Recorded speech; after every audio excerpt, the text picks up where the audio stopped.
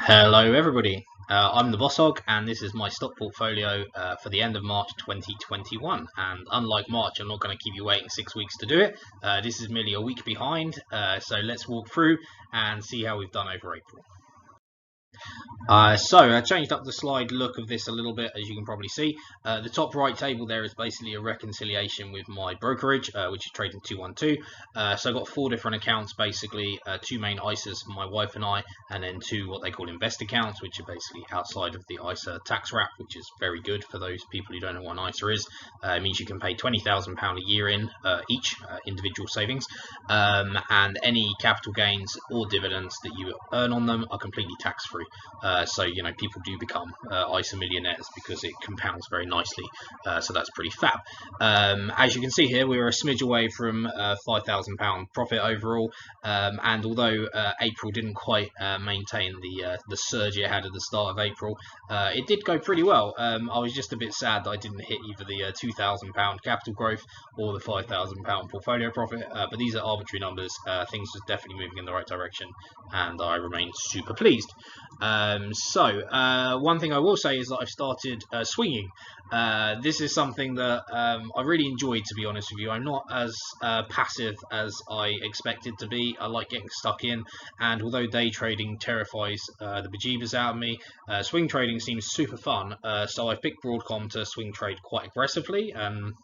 Made about £300 I think in total from swing trading, so that just feels quite nice. Not an insignificant number on a kind of £5,000 profit, so that's about 6% of total was from swing trading, and yeah, I'm really enjoying it basically. Still bag holding GAN, as I touched on.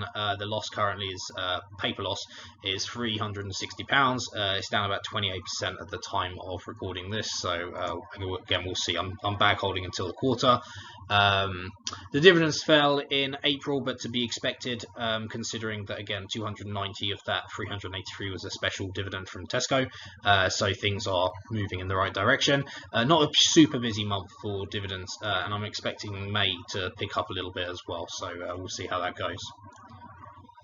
And as before, and this seems a bit of a theme, I continue to comfortably outperform the FTSE All-Share Index and underperform the S&P 500. And I would say as well, it's become more firm in that. So I'm more strongly outperforming the FTSE and more strongly underperforming the S&P. So a bit of a polarization compared to the benchmark indexes.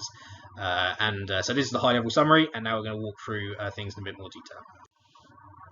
So this is our profit over time. I really like this graph. It's moving in the right direction, basically. Not super smooth, but gradually speaking, the gradient is looking very nice. I would say that the US continues to make up movements, and I continue to take advantage where I can of the FX, and I think that is helping. It's difficult for me to measure that, but I feel like I've gained about £200 by managing FX, so buying more aggressively in US stocks when dollar is weaker. But yeah, it's just a kind of bit of a feeling, but kind of a guesstimate as well. The UK has largely been pretty calm, honestly. I haven't made too many mistakes with UK stocks. Even things that I made mistakes with, like GSK, I actually was able to exit when a activist investor was rumoured to be building a stake, so I just jumped ship as quick as I could with actually a small win. So that was great. But yeah, both indexes are, sorry, my holdings in both indexes are moving in the right direction, and I'm pretty happy with this graph, really. There's not much more to add. Okay, so as mentioned, my UK stocks are overperforming the index and US ones underperforming. I have seen my blended return on investment increase from 8.7 to 9.4%. Had actually been up to almost 11% during the month. The first week of April was just amazing, but it kind of then fell back, as these things often do. But again, I'm super happy. Like, my target in year one was to try and earn 8%, and at the moment we're running ahead of that, which just feels really great. Obviously, we're only halfway through the year. I started in December, or I'm using December 1st as my start date. I did have a very small holding before that. So, we're more or less just under halfway through the year. And at the moment, we're running ahead of my wildest dreams, effectively. Definitely made mistakes, but I've also made some good decisions. The FX impact did increase this month, but again, the dollar got a lot weaker against the pound, and so actually I was quite pleased with that movement. And again, I think it's a good thing. Worst performer is GAN, as I've already touched on. This time though, whereas in March we only had 3 companies that were under, actually this month is quite different. Part of that is because I've bought into shares, been averaging in. So fine. I would say though that the stocks that were down last month are no longer down, so that feels good. And the 6 out of the 40 holdings in my core, so the ones in the ISAs basically, are even when you add these together, it's sort of £70, so not particularly significant in any way.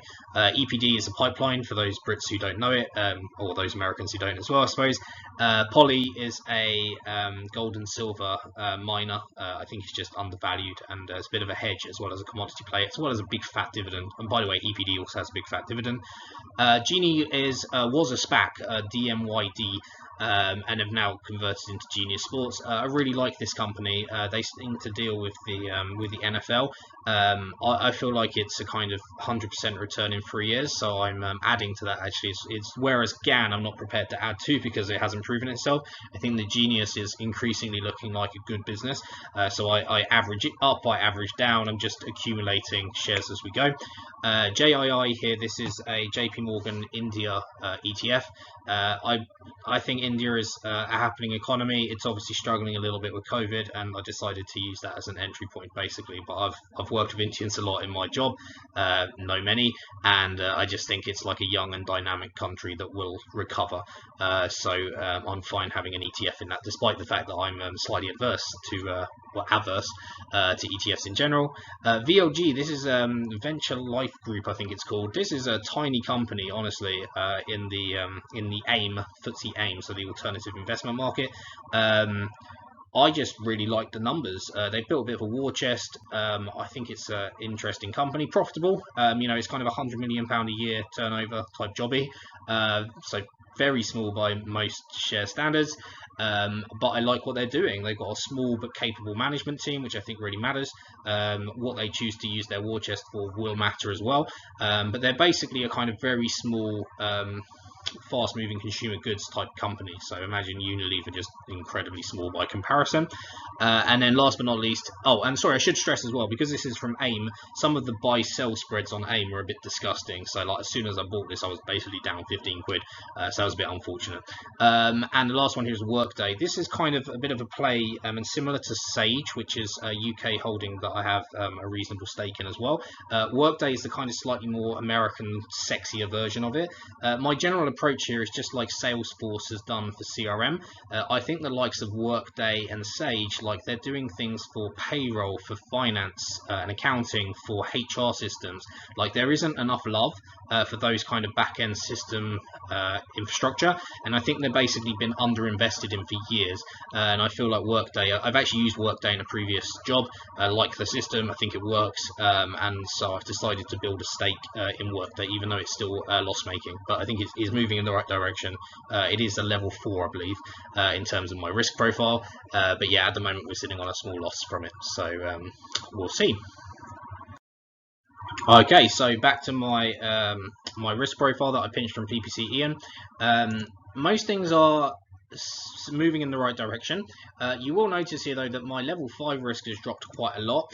There are a couple of reasons for this. I sold out of Rolls-Royce. I decided that similar to my kind of recovery stocks where I'd sold out, that all of the good news was already baked in, and just decided, like, had £1,000 invested in Rolls-Royce, more or less 1,000 shares, and decided to sell out for a small win and put it into some more core stocks.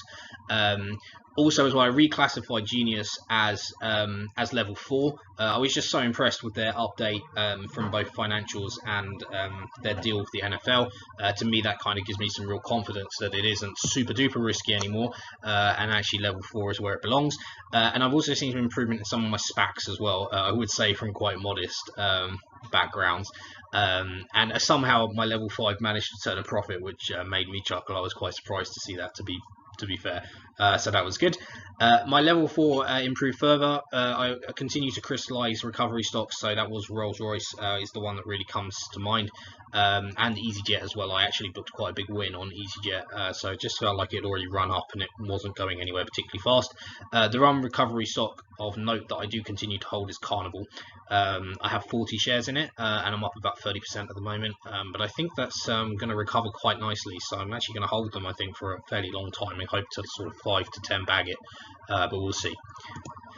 Level 3, more or less just plodding along. Not much movement in terms of my portfolio holdings, and not much movement either in terms of my share of profit. So it is exactly what you'd expect for level 3, basically. Level 2, some really great results from AT&T. I think a lot of people kind of sat up. I even saw a broker downgrade for Verizon just because it was like increased competition was the reason that was cited, and it was just a really great result. Not only was their wireless division fantastic, but basically it was difficult to find issue with most of the numbers. HBO was stellar. I read somewhere that in comparable markets it had outperformed Netflix by 5x, so pretty significant promise there. And yeah, I actually added a couple of shares in AT&T during April, and even in May as well. I continue to add. I just think it's undervalued and comes with the safety of a 7% yield, so that's also very nice. I also decided to reclassify Johnson & Johnson as level 2. I decided it was just more of a defensive stock, and I kind of wanted to think of it that way when deciding when to buy stocks in it, etc., etc. Of course, it's super core. You could even argue it's verging on like a healthcare ETF. Again, this is partly my decision. This is all arbitrary, right? And I just decided it was more of a defensive stock, so I was going to move it into level 2. So hence now there are 2 companies in level 2. I would say as well, I sold out of Kinder Morgan. So I mentioned that in the March version, and my approach to kind of pipelines in general is I've kind of been rationalizing them. So I think I started with 4 and got rid of Enbridge, Energy Transfer, and somebody else to keep KMI. And then actually somebody in Discord mentioned EPD. I'd never even heard of them before, and when I looked into the numbers, I just felt like it was objectively a better company. So I decided to sell out of KMI. I took profits on all of those companies, dividends on all of them as well, so that felt good. But EBD comes with a big fat yield, and to me feels maybe 20% undervalued.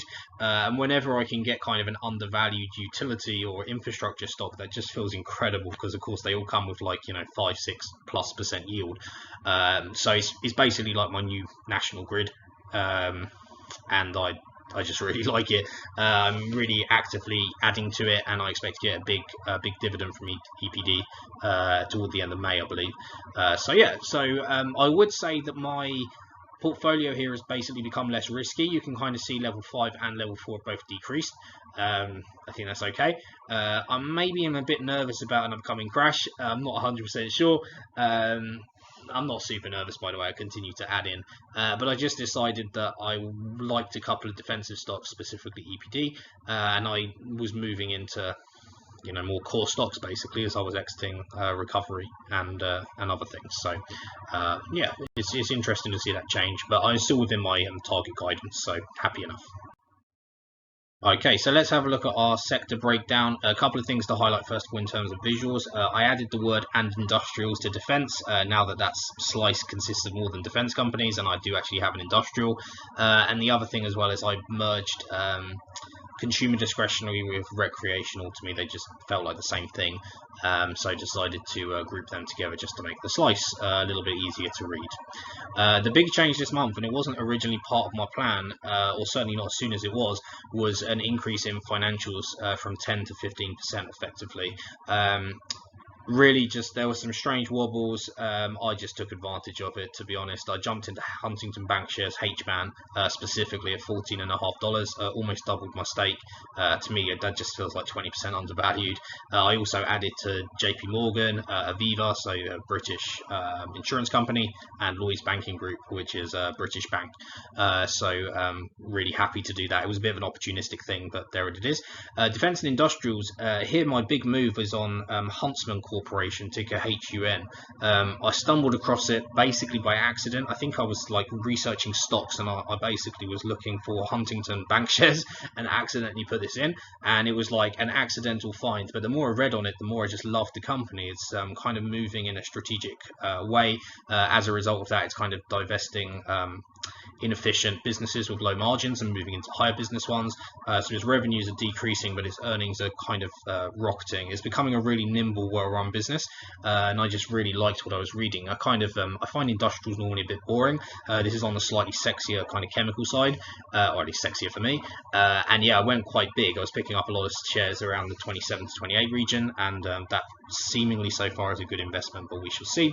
And tech also, I went up again just slightly, but this is the plan to keep it between 20 and 25% depending on prices. I would note that healthcare actually dropped. That wasn't the plan. Part of this was because I sold a fair few shares in Johnson & Johnson to finance some banking purchases. I did sell out Johnson & Johnson at quite high levels, 167, and crystallized some wins basically. I mean, Johnson & Johnson feels proper up with events, even though it's a good company. And yeah, it is what it is basically. So slightly timing. REITs is partly the result of me again finding some money to purchase financials, so I reduced my share in DLR a lot. I think I've got one share remaining, and I've also got Cone as well, but reduced that less. And oil also, I exited fully Shell and BP just as a strategic move to pipelines, which I just slightly prefer. Higher yield, less volatility, and I think they've got like better moats as well, and have to spend less money on investing for the future. You know, now that the pipelines are down, these are high cash generative businesses, so that feels really good. Broadly speaking, I feel quite happy with my distribution. I would like to get my healthcare back up to 15%. I did buy into Merck actually as a new healthcare holding, just because their shares took a bit of a beating, and yeah, I would like to get that back up to 15%. So both J&J, BMY, and Merck, my healthcare focuses there. So, but yeah, quite happy with this. Not quite exactly what I expected to have this month, but again, I didn't want to turn down an opportunity to buy financials. Okay, on to dividends. So I tweaked the table on the right here just very slightly to show kind of what I had when the dividend was paid and what I have today. So as I mentioned, I sold out of BP, but took the dividend there. Similar as well with Broadcom, although I currently only have 0.1 shares in Broadcom, just to kind of keep an eye on the share price. We did have 11.8 when the dividend date was due, and so got a pretty solid dividend from that as well. It contributed to my swing trading profit. Evraz as well, this is a big iron ore play. Honestly, one of my favourite miners. It's just run up so much, or else I'd be buying even more in it, but still decided to average up and buy an additional 50 shares, and I think that's fine. And also GlaxoSmith, pretty decent dividend as well, and again decided to sell out of that. HBAN, I mentioned that I added 115 shares to, so I should get a bigger dividend next time. Evraz already mentioned. Cisco just added to slightly. Oh yeah, and Cone as well. So I was kind of playing around a little bit with DLR and Cone. They're both data center REITs basically, so I was just trying. I still can't really decide which one I prefer, and I was just buying and selling the stocks to swing trade with Broadcom, and it just so happened I felt Cone, or Cyrus One, was slightly undervalued when it then came to selling out of Broadcom and getting back into them. So hence, at the moment, I have a much bigger holding of Cone compared to DLR. So that's everything, I think. Yeah, Shell I sold out of, GSK I sold out of. Oh, RDW here, this is Redrow, this is a builders. I do regret selling this a little bit, just because I think housing in the UK is still a good bet. But really, I didn't have a particularly big holding on it and just decided to exit. So slightly regretted sell, I think, is fair to say. Yeah, in terms of future divvy, I think I've already touched on that. And I mentioned this in the last video, so for March, but yeah, I have been refining my dividend strategy. So I went from sort of 4.2% to 3.09. Now it's gone back up a little bit again, and this is mainly because I've been buying lots of EPD and polymetal. This is the gold and silver miner that I mentioned beforehand, and that's kind of boarded up. Basically, these are my defensive-ish stocks, and hence why that movement. And to be honest with you, I noticed over April that I was starting to miss not receiving dividends. So there's just something nice about that money. I know obviously that I'm getting like capital growth, but that might not always be there. Whereas dividends just feels like cash for nothing. It's kind of completely psychological, I know, but I was kind of missing it. And so I just decided that I wanted to buy these high yielding stocks. But again, as I've touched on, I've really polarized now on why I'm buying shares. So I've been buying Microsoft financials and other dividend growth companies to complement that. So I've listed here, this is Games Workshop, Fever Tree, Pets at Home, and Hollywood Bowl. So these are all UK listed stocks. 3 of the 4 of them are FTSE 250, and one of them is FTSE AIM. But I like them all basically. I would say as well, Fever Tree was one of my big moves this month. They released some results that I thought were quite respectable considering COVID. It's like a tonic maker, so it's lost a lot of its market. I thought the results were pretty respectable, honestly, and if it's able to achieve geographic diversification or mixer diversification, I think it's going to do super well. So I've been quite actively building my stake in that. The market completely overreacted, and I was delighted to pick up Fever Tree on a mere 40 odd PE. So it's an expensive company because everyone loves it, but that was my particularly good buy, I felt. Overall then, my dividend was £126, and you can see there, if I strip out the special dividend in May, it continues to move in the right direction, and yeah, I love receiving dividends, it's fantastic. Okay, so I've slightly changed this. Instead of going through the stocks I've bought and sold, I thought now that I've only got 44 shares, I could basically just present them. So I've ordered this by size. Microsoft, they're my biggest with 6%, then Bristol Myers, AT&T, Hollywood Bowl, and Games Workshop, my top 5 there. And then my holding as a percentage and my profit as well. So I just think this is easier for us to talk through. I continue to approach my aspirational target of having 40 stocks.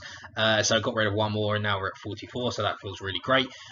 Continue to swing trade Broadcom, so I added another £40. I did only add up to about 5, and I sold out about 475, so I made sort of about $10, I think, or maybe $15 on each one. So I didn't swing trade as much this month as to other months, but that's mainly because I decided to crystallize a profit around the 475 sale point and put it into the financials. Again, that was a decision I made as a bit of an opportunistic thing.